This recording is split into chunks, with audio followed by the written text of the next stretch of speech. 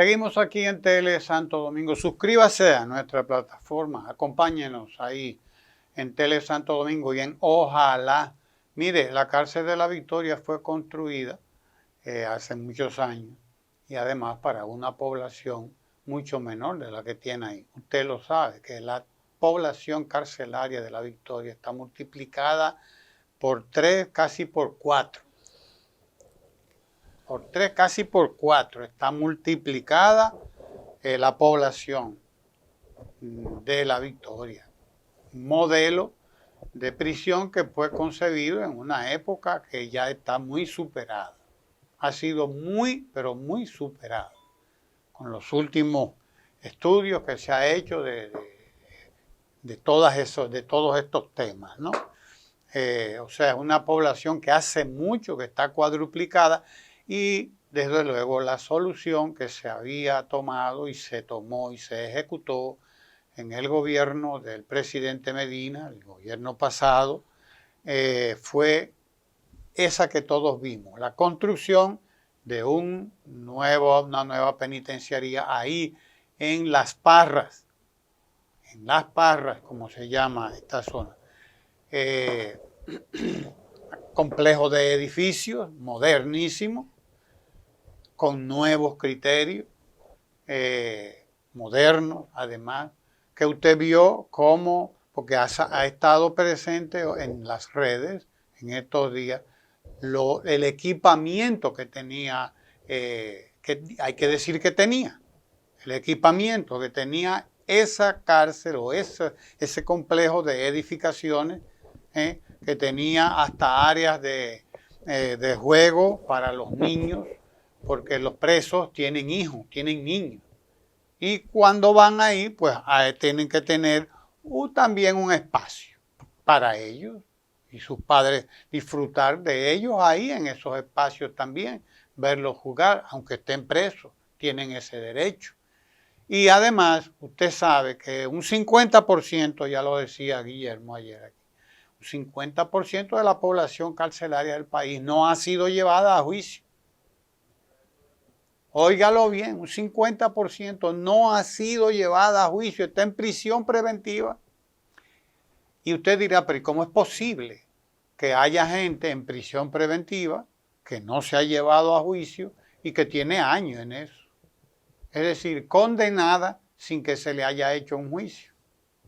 Condenada sin que se le haya hecho un juicio. Pero, desde luego, usted preguntará, ¿y por qué? Bueno, porque hay que tener una buena población en una cárcel. Y si trae a 3 por 1, 4 por 1, mucho mejor, más negocio. Porque lo denunció Roberto Santana y antier, se han publicado las denuncias del señor Roberto Santana. ¿Por qué no está funcionando Las Parras? Lo que se construyó con una serie de defectos, pero corregibles, y que se hicieron los diseños para corregirlo, se hizo el presupuesto para corregirlo. Eso no está funcionando por 2 errores. De la actual gestión, del 2020 al 2024, hubo un error del personal de la Procuraduría, que tiene una visión equivocada, que cree que eso tiene que mantenerse cerrado hasta que se audite la última varilla, y es totalmente incorrecto, porque lo correcto es que todo lo que está quedando listo, y claro, por cierto, hay una cantidad de edificios que tienen más de 8 meses que están listos. Y eso es peor, porque se va a degradar la arquitectura. Sí, y que fueron entregados, y que la Procuraduría, el área técnica, lo recibió bien, que están bien. Sin embargo, está cerrado. Lo están dejando. O sea que ahí no es un tema técnico de ingenieril, yo digo que hay un tema político. Que él dijo que cuando él le entregaron eso ahí, que el nuevo gobierno, porque él fue parte del cambio, él fue parte del gobierno de Abinader, y yo no sé si seguirá haciéndolo, creo que no lo han relevado, pero él fue parte del cambio, él fue parte de los que iban a la Plaza de la Bandera a llevar comida, a llevar agua y todas esas cosas, porque lo vimos en los videos. De manera que él es un alto dirigente del cambio, o sea, del gobierno.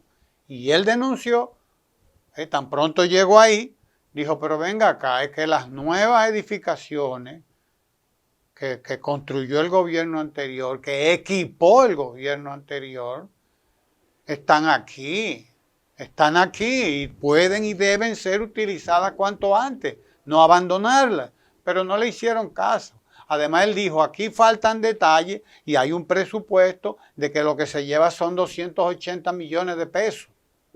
Pero el presidente dijo ahora, el presidente en su alocución frente a la prensa dijo que no, que son 1.600 millones de pesos. Entonces alguien tiene problema. Alguien tiene problema. O son los 280 millones de que hablaba don Roberto Santana, o son los 280 millones, que es probablemente la adenda, el adendum, porque adenda es plural, aquí le dicen adenda a todo, el adendum que firmó la procuradora era por unos, no sé, 300 o no sé cuántos millones, o sea que andaba por ahí. Ponga usted que había subido algo el presupuesto en un año, lógico, claro que sí, pues que fueran 300 millones, pero no 1.600. Lo dejamos poner viejo para llevar y cuadruplicar el presupuesto de lo que faltaba. Fue para eso, para hacer ese negocio, para cuadruplicar el presupuesto, porque si el presidente está hablando de 1.600 millones, donde alguien hablaba de menos de 300, es porque se dejó poner el negocio mucho mejor. Y además de eso, como se ha denunciado ahora, se han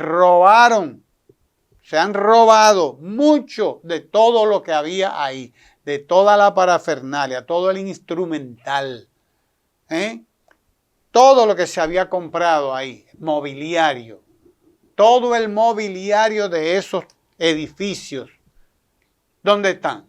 Ahora no sabe nadie dónde está todo el mobiliario porque el presidente Medina no inauguraba edificaciones vacías, él inauguraba cosas hechas.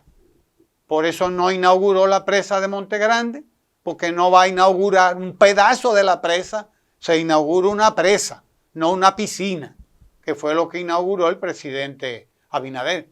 Una piscina, un embalse del que no se puede usar ni una gota de agua todavía, que no está irrigando ni una tarea de tierra. Pero él tenía que ir a hacer el allante para sacar una buena foto en la prensa, porque para eso sirven los 7, 8, 9 mil millones de pesos que se le está pagando, se les está regalando a los medios de comunicación para que digan que este es el paraíso. Claro, vivimos el paraíso del cambio, el paraíso del presidente Abinader. Y le han fabricado ese paraíso, claro, para ver si gana en la primera vuelta de las próximas elecciones, porque están todos convencidos. Claro, cualquiera se convence con 8.000 millones de pesos. ¿Quién no se convence? ¿Quién no se convence con un presupuesto de 8.000 millones de pesos? Y ahora resulta que el crimen, este crimen,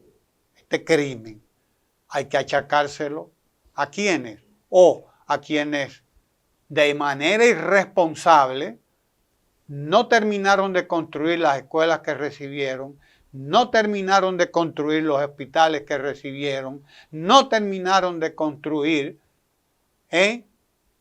allá en La Parra los detalles que le faltaban, los detalles, no han terminado de construir los detalles, las nimiedades que faltan en la ciudad sanitaria Luis Eduardo Aybar, no continuaron con los paradores, las obras viales que iban a detener el tránsito del interior en la región este. Ahí está cerrado el parador, ahí está cerrada la estación multimodal que construyó el presidente Medina ahí. Ahí está sin hacer el de los Alcarrizos, que se dejó también para que ahí saliera y llegara el teleférico y ahí llegara el metro también. Ahí está sin construir también. Es decir, usted tiene 4 años ahí, no terminó las obras, entre ellas esa de Las Parras, no le dio la gana de terminarla porque se dejan dominar de la politiquería y no le dan continuidad a las obras del Estado, las dejan deteriorar y ahora estamos hablando de un negocito de 1.600 millones de pesos, señor presidente. De eso habló usted, de 1.600 millones de pesos, donde el señor Roberto Santana había hablado de 280 millones. ¿Qué es lo que está pasando? ¿Quién es el que está en el negocio?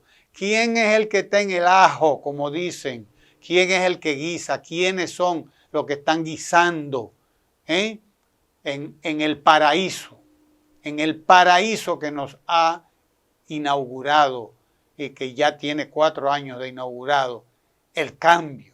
Sí, señores, es un crimen lo que ha ocurrido ahí y les están ocultando los cadáveres y les están ocultando la información a la sociedad dominicana y no solamente a los padres y las madres y los hijos que van a averiguar por su gente y no le dicen nada y no le dan información, no le dan la información que ellos van a buscar, no les dejan ver a sus internos ahí.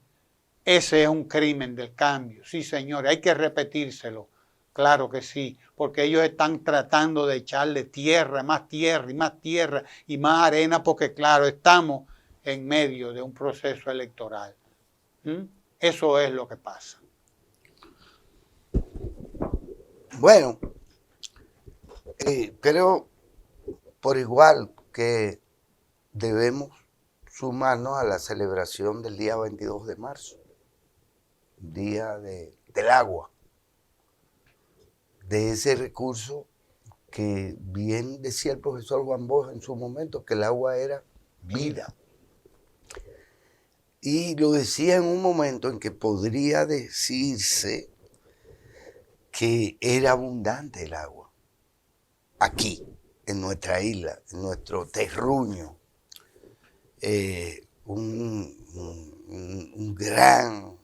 una isla con 3 grandes cuencas fluviales y vaya usted a saber cualquier cantidad de afluentes y de norias que brotaban de las piedras, como se dice. Era un momento, estamos hablando de la década del 1960, y de tener la visión de preservación y de valoración de ese recurso. Entonces, ya hace 60 años, algo más o algo menos, indicaba la visión de futuro que siempre tuvo don Juan como un adelantado. Y la realidad es que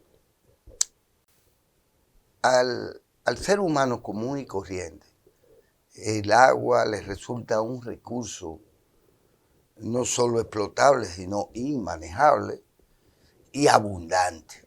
Por lo tanto, tener la visión de que aún un recurso como el agua, que te llega sin avisarte, llueve, te inunda, hay temporales de agua, incluso en aquellos lugares en donde el agua superficialmente parece escasa, pues en el caso de nuestra isla, el agua resulta sumamente abundante. Tanto que la deforestación, que la agresión constante, no la explotación, sino la agresión constante a nuestros recursos hídricos, es decir, a sus cauces, y me refiero a los ríos. La realidad es que más del 60% del agua que nace en nuestras montañas, pues simplemente se pierde porque va, y decir se pierde es probablemente un incorrecto, pero va al mar, no es utilizada, sino que es algo que vemos pasar a través de los cauces de los ríos y sus afluentes y sus arroyos y demás, va a parar al mar. Tiene una función esto, no es que se pierda. En realidad, hay quienes dicen que la cantidad de agua en el planeta ha sido siempre la misma. Se puede congelar, se puede almacenar, pero es un recurso, gracias a Dios, como se dice, es un recurso abundante. Y es difícil que desde el sentido común se tenga una idea y se haga una valoración de este recurso cuando efectivamente el agua se ve caer, se ve irse por las cunetas, por los invernales, por el mar, irse y bueno, ella vuelve en la temporada de lluvia y cae el agua. Pero el agua, esta que llamamos potable, esta que es de uso común, diario, por el ser humano, que de por sí, bien se sabe que el ser humano es un 80% agua. Entonces es difícil trascender esa realidad y entender que el agua realmente es un recurso escaso y que quien la tiene, aún sea en abundancia, pues tiene que entender el valor que tiene el agua como recurso, no solo porque hay que ingerirla, sino hay que usarla para producir cualquier cosa. Incluso eso que llamamos minería, porque la cantidad de agua que usan los sistemas de explotación minera es inmensa, inmensa, incluso agua que termina contaminada, pero es inmensa.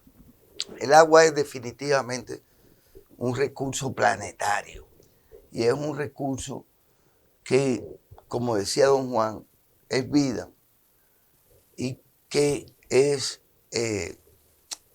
obviamente utilizable, pero en la misma medida en que se le valora, porque incluso quizás tendría que hacerse una cierta divulgación o pedagogía con respecto al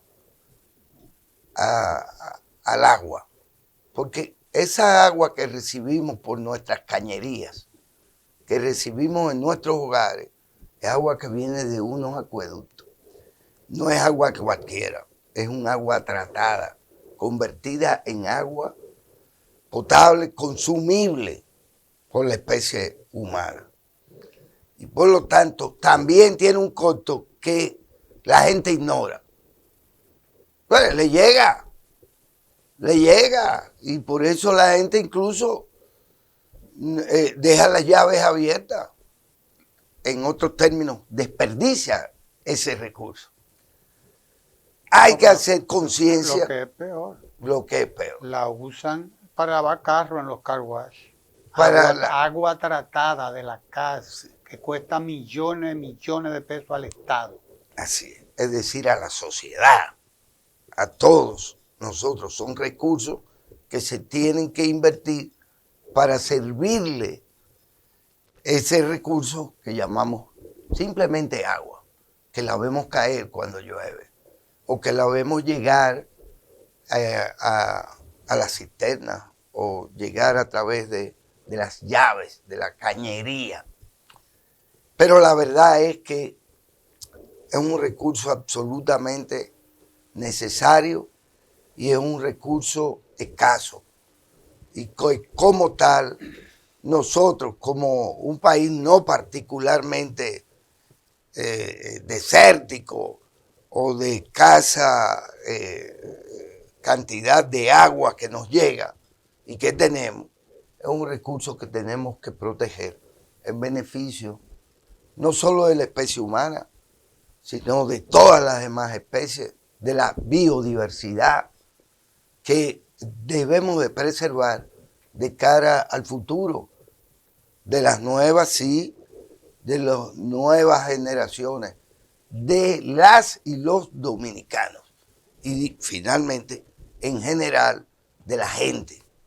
De tal suerte que nos sumamos hoy 22 de marzo, Día Mundial, Internacional, de eso que llamamos agua, y a lo que estamos tan acostumbrados, que es como que no nos importa, y no nos importará hasta que realmente no podamos tener acceso a ella, entre otras cosas, gracias porque también el agua se privatiza, o se fideicomiса también, y ya lo vemos, y ya sabemos lo que significa un territorio, lo que significa una nación sin este recurso, que tendrá que entonces depender, hasta para esto, depender de quienes puedan suplirla y de quienes hagan negocios con la necesidad que tiene el ser humano, la especie y la biodiversidad, la necesidad de esta agua. El agua es vida, no la desperdicie, quédese ahí. Además, el agua potable es menos de un 1% en el planeta. El agua dulce, mejor dicho, lo que se llama agua dulce, es menos de un 1%. Planeta Tierra debía ser llamado planeta agua por la cantidad de agua, pero es que está en los mares. Dulce o potabilizable solamente hay menos de un 1%, para que usted entienda de qué es que estamos hablando. Y de una isla como la nuestra, ya usted sabe, ni hablemos de eso. Calcule usted la cantidad de agua que estamos botando lavando carros, que se prenden las bombas desde la mañana con manguera hasta la noche, hasta cualquier hora. Y nada le importa a ningún gobierno, a ninguno le importa eso. En una isla. En una isla. En una isla además, donde nos peleamos por ¿entiende? Un río masacre. Exacto, que es, ya usted sabe lo que es, un cañito de nada. De nada. Esa es la realidad del agua. Quédese ahí en Tele Santo Domingo, no se mueva. Tele Santo Domingo, televisión con sabor dominicano.